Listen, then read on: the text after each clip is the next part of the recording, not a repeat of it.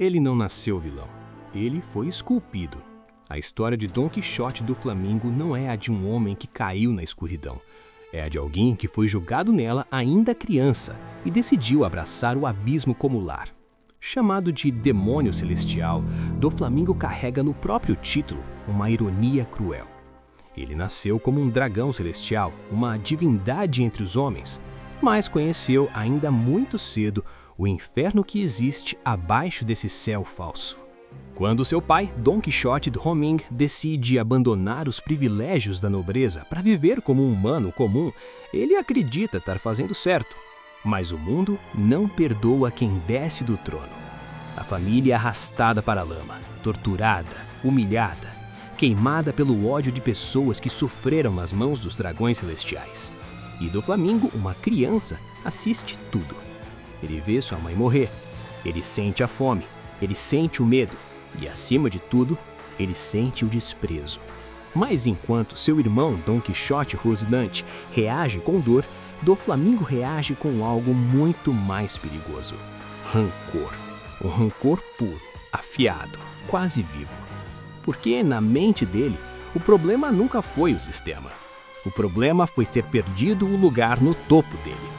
E é aí que nasce o monstro. Do Flamingo não odeia apenas o mundo. Ele odeia a ideia de ser igual aos outros. Ele acredita com cada fibra do seu ser que nasceu para estar acima. E quando essa crença é destruída, ele não reconstrói sua humanidade. Ele destrói o que restou dela. Ao assassinar o próprio pai, do Flamingo não está apenas cometendo um crime. Ele está fazendo uma declaração.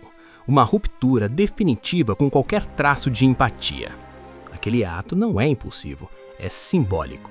É o momento em que ele decide que se o mundo é cruel, ele será ainda mais. A partir dali, do Flamingo não busca justiça, ele busca controle.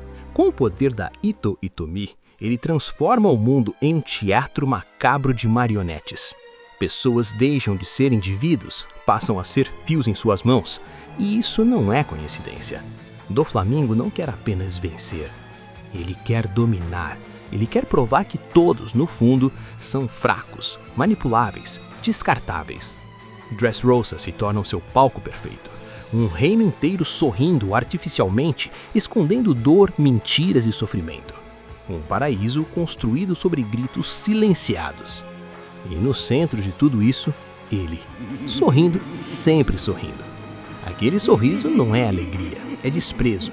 É como se ele estivesse constantemente lembrando ao mundo que não acredita em nada, exceto no próprio poder. Mas talvez o aspecto mais perturbador de do Flamingo não seja a sua força, nem a sua inteligência, é a sua visão. Ele enxerga o mundo com uma clareza brutal. Para ele, justiça é apenas uma palavra moldada por quem está no topo. Heróis e vilões são apenas rótulos temporários. O que importa é quem vence. E de certa forma, ele não está totalmente errado. Esse é o problema. Do Flamingo é um espelho distorcido da realidade.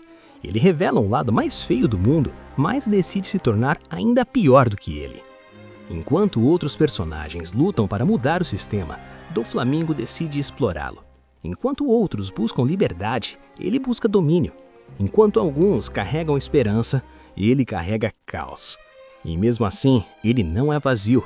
Existe algo dentro dele que nunca morreu completamente. Algo que aparece raramente em pequenos fragmentos, na forma como ele valoriza sua família, na forma como protege aqueles que considera seus. Mas até isso é distorcido, porque o amor de do Flamingo não liberta, ele prende. Ele cria laços que ninguém pode quebrar sem pagar um preço alto. Ele não quer companheiros, ele quer seguidores. E talvez seja isso que o torna tão perigoso. Porque do Flamingo não é apenas um vilão forte, ele é um líder, um símbolo, um homem que entende como o mundo funciona e escolhe usá-lo como arma. Quando Monkey D. Luffy finalmente o enfrenta em One Piece, não é apenas uma batalha física, é um choque de ideologias. De um lado, alguém que acredita que o mundo é podre e deve ser controlado. Do outro, alguém que acredita que o mundo pode ser livre, mesmo sendo imperfeito. E quando do Flamingo cai, ele não se arrepende, ele não muda, ele ri.